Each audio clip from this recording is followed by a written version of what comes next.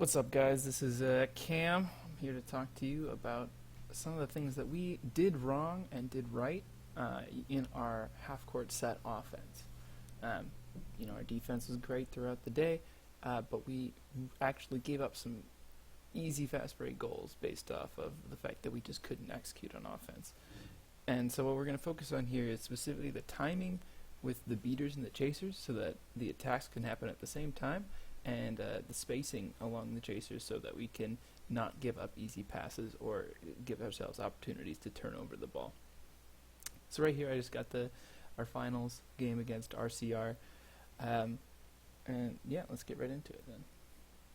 The first one I got here is at 155, around the such.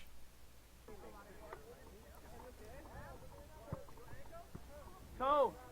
So we've got the ball on the right side. We're walking it up. I believe that's Tandra who's having it. We have Cole, and then so the beaters go up. The interesting part about right here that I don't particularly like is the fact that the beaters are this far apart. You see, the beaters are they're too far away. Emma goes up and gets beat. The ball is on the ground, and Cole isn't in what I would consider a close enough position to actually capitalize on that beat. So in the future, we want these two beaters to go up together. Or at least in a way that we think they're going to do. Cole ends up trading, which is unideal. I mean, it works out because Emma is able to go get the ball back and the ball bounces over here, and so that we're able to keep bludger control. But the key thing that happens is the rest of the play breaks down with the chasers because we get a quick turnover and put pressure on our beaters while they're in this no bludger situation where neither of them have a beater.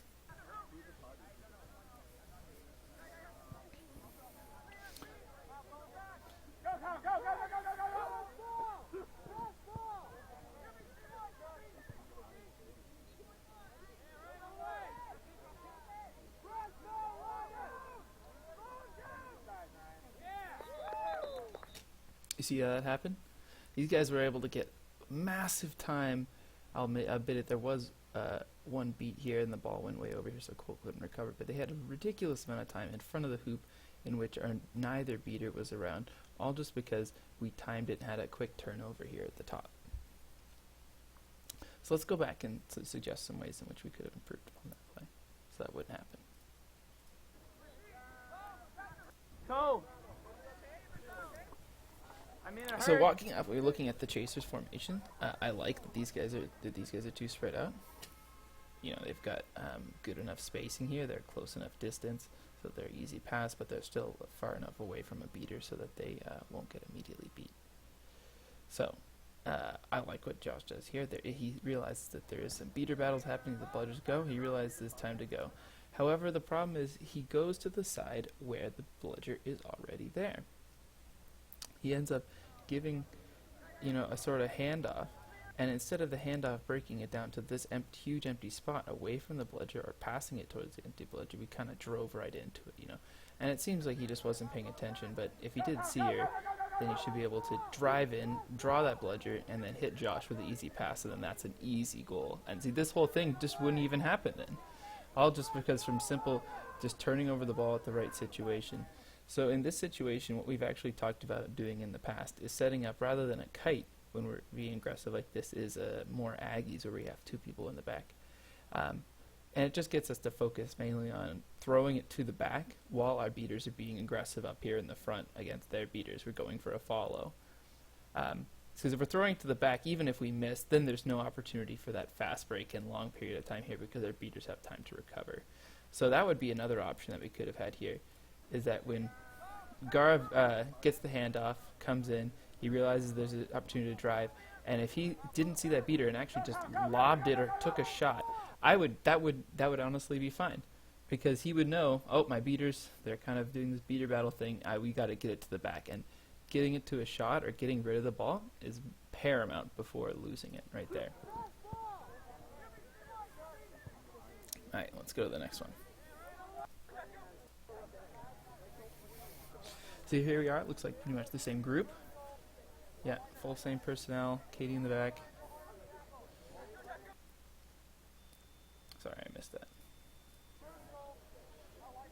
Oh, so there we go. Cole is going up with his bludger and ends up throwing it at Chaser and missing. That's pretty crucial. Not awful. Like we can work with it kind of thing, but it leads to definitely some pressure right here.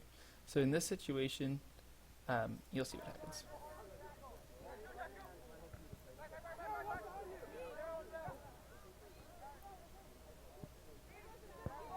So we lose complete possession, and they're picking it up with all of our chasers be in the half court. This is essentially 100% a goal, and it's entirely created just from a simple missed beat. But the chasers can do when they realize that there's that missed beat and they no longer have possession is they correctly pass it over here and then pass it back. If these passes had been cleaner, then we couldn't have had any problem. But what I would recommend even more so was to be, before you're coming up the field, recognize that they have one beater over here and the second beater over here on this side. They're playing this staggered. So that where you want to be going with the ball is away from this beater. We can be throwing it to here, right? And also when this is happening like this and you see that there's pressure where they come up like that and all of a sudden it's really thinned out, like, you know, it's all right here. The person in the back also needs to be running towards the middle right here, running to this open space, because there's all this open space over here that's a passable area. That would be extremely helpful if the beaters rush in like this and you throw it over the top. That might even be an easy goal. And when you're behind the net, you're essentially useless from this high up, right? It's really hard to make that distance of the pass. So come in and help when you see that your chasers are being pressured like this. So this pass is cleaner.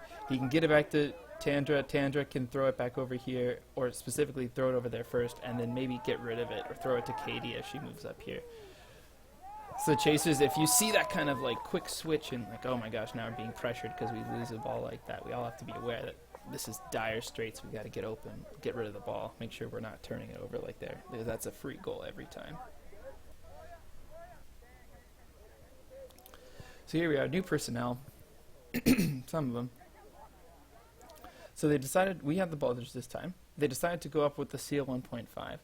And while I liked them going up with it and doing what we call a seal 1.5, and for people who don't know, a seal 1.5 is when you, or a seal just play, I guess, as a beater, is when you come up with both bludgers and then you get rid of the bludger at half court, like throw it back to your side. Like you bring it up first and then throw it back, and then you're kind of disguising your attempt at going up, and then you go up aggressively. So I like to go in. I think the only improvement here is maybe before he throws it back when he's doing a seal is actually wait till we get into a position where we can go. Because the thing is these guys are actually playing a little bit back, right? And as we walk up, we can keep pressuring. And I think Emma and Cole can keep pressuring this. And I would say wait even longer, maybe. Try to force them back, get rid of their ball, and then you can throw it back and go. This also helps the chasers actually get in a set position before you're able to do it, because if you do it too high, then it's really hard for our chasers to get down into a scoring position. Okay, so they do 1.5, or narwhal. The thing is that you're kind of running these beaters around. You're throwing it to the side, and that was good. It's actually quite good that that's happening. But I would actually prefer to see when we're actually having body-on-body contact with the beater who doesn't have a ball and the defensive beater, I would like to see driving. I'd like to see some picks. I'd like to see some handoffs, because it's right in that situation when we want to be, like when we're tiring them up, we want to be driving it down their face. If we do this for a long period of time, it's one, really hard to do, and two, it's not utilizing when we can do. This is a driving opportunity. So what I see here is just simple pick handoff and then drive in, get around your man kind of thing. We don't want you waiting too long in this, right? We want this to be almost simultaneous. When Yannick and I do it, it's almost like Yannick says go, and I'm just like right behind him, right? Because that's the way it's most effective, is when we're both attacking together. When we have just one of us attacking here, it makes it just for a lot of extra work and not too much success. The interesting thing, too, is that Austin's so far back here. Once again, these guys are all the way up here. You're throwing it back to your own half. It's really hard for you guys to coordinate it in any sort of useful way when you're in this sort of distance from each other.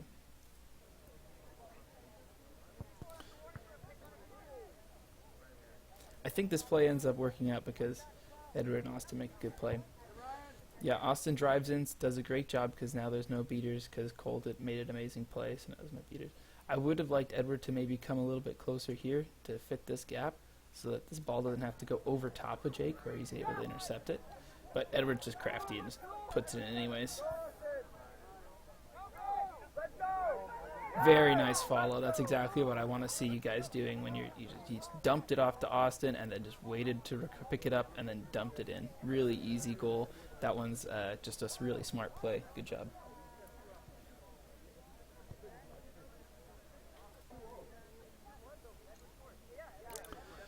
Okay, we got Tandra and Austin. Great as they set it up. We move up with our beaters. We only have one this time, but we've actually completely sectioned off the section of the field, and Josh does a great job of moving to this open space. Perfect time for our beaters to be able to distract this one with the bludger. He's able to drive in and then hit this person for an open pass. Instead, oh wait, that's not a person on my team. But that's the idea. Instead, he makes a godlike play, dodges the first, and blocks the second bludger. Probably not ideal, but really impressive all the same. But what I liked here with this play, other than Josh's heroics, is just the fact that we have our we see the beaters off to one side, and we throw it to the side where the beater is not. And in fact, I don't think I really like Austin specifically calling for a reset there, and I don't like him being back so far. When you throw it into the front court like this and we have this open space, I think Austin should be moving forward to be a pass option as well, right? Like if you're back here, you're essentially not part of the play at all. So I would like you moving forward with the play. Yeah, I know you think you want it to be open, but you have to realize, look where your beater pressure is, right? So I know you want to be the reset pass, but look how much space. Like a reset pass, you can still be up here, like because your beater is so back there, right? Like you being back in this part is not necessarily important. But one thing I want to stress to you that's also important about this is that, let me show you something. Right here, pretend he got beat.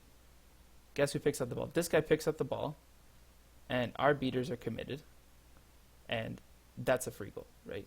We were one beat away from being lucky. So what I would like to see would be some movement of Gloria, right? Gloria is also out here. We got two players. I think this is Gloria, not really participating in the play. I would like to see Gloria moving down this way. I'd like to see Austin moving down this way, so that when he's here facing up against the beater, he doesn't have a I block it or they get scored on. All right, we get scored on option. He has a I can block it and score, or I can pass it preferably to one of my little friends here, you know?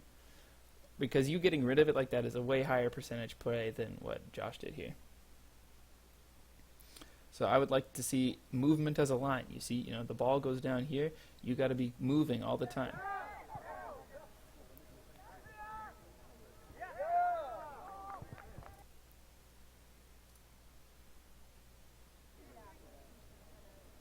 Yes, a perfect. I was hoping this is what it'd be. This is a perfect example of moving all the time. So look what Edward's doing right here. We get a perfect view. This is Marcus right here. He's running this guy ragged. Marcus is trying to be a fit guy, but he's just literally running him in circles and gets so open that he just gets a free walk to the hoop. That's the kind of movement that we can be seeing from everybody. When you're guarded like that, you know, back and forth, simple things like that, just try to be elusive. You see, Edward wasn't doing it at 1,000,000 miles an hour. What he was doing was just being elusive and does an absolutely perfect job of spacing himself. He sees Austin driving in, spaces himself just to the outside of the hoops, you see, so it can be an easy pass away from the keeper, but behind the hoops, and then he can just go in and score. That's exactly the kind of spacing that I want to see from everybody. Another great thing is I want to compliment Austin and the beaters here for seeing that this whole space was open. You know, the beaters were occupying, really silly move by them, but it actually wouldn't matter. If Nicole was here, Austin should be able to drive in, and since Edward's open here, just dump him the pass, and that exact same thing would work, even if Nicole was the beater right here. Okay.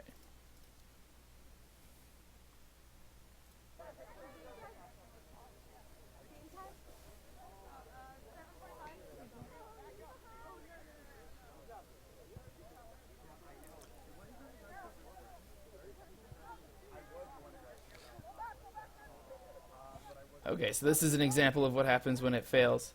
So you guys saw what happened with the beaters there. Excuse me. Yannick and Bryn say now. They try to attempt to do a follow. Yannick gets beat, it bounced way far away, and now Bryn's kind of stuck with this option. So she ends up throwing it back because that's what Yannick told her to do. However, at this exact moment, this intelligent beater, as good beaters will realize that we no longer have any beater pressure right here because threw our only ball back, and aggresses on the ball carrier. So what we need here is we have a total breakdown. Yes, you're open here in space. Actually, no, you're not because there's a beater right here now. But you thought you were open, and you were a second ago, but you'd be way better served if you were right here because Austin's looking for a dump pass while he's being thing. So we want to make sure that we're constantly aware of where the beater pressure is so that we can actually play around it, right? This guy is exerting the beater pressure on you, so you shouldn't really be trying to be open for a pass, right? And that's exactly what happened. The ball comes to you, and you get beat. And you end up catching it up high here anyways. So if you were just up here first, it would be an easier pass. The predictable thing happens. They pick up the ball. Actually, I don't know what happens.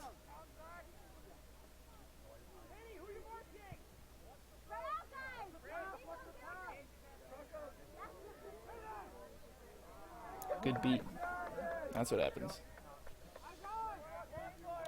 Alright, we got one more to go. Of us.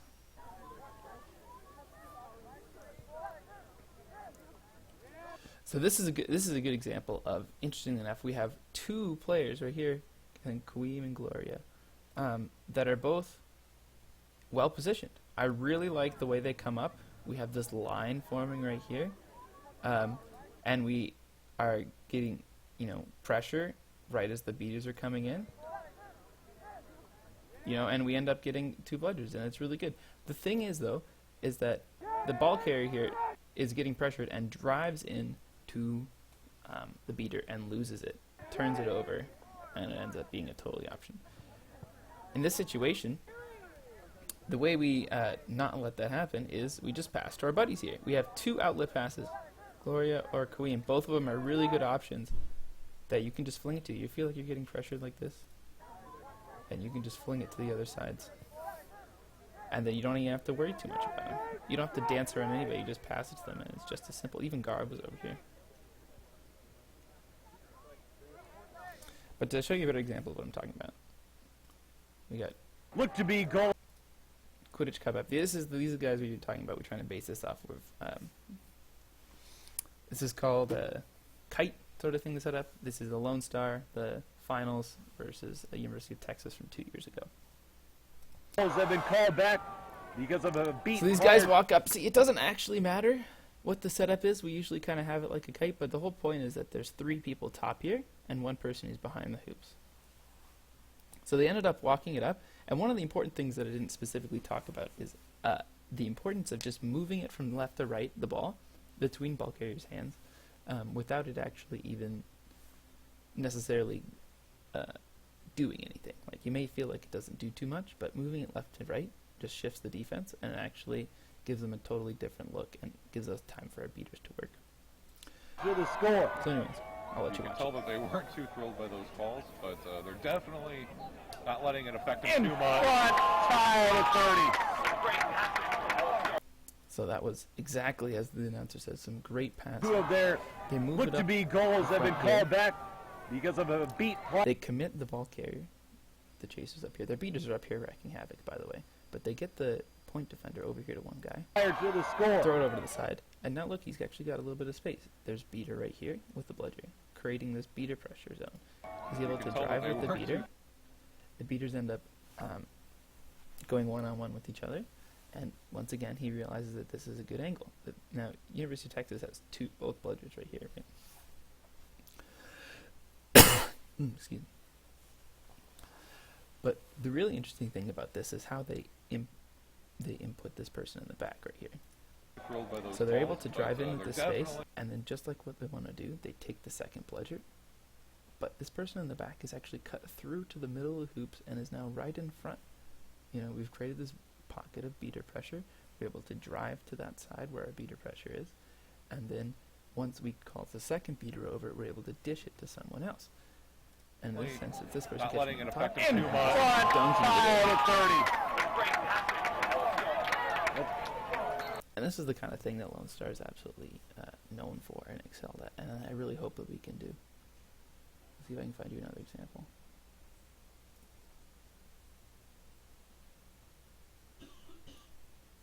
Their goals to occupy both of the beaters from Lone Star, So yeah, they move it up, bring allowing it to the them side.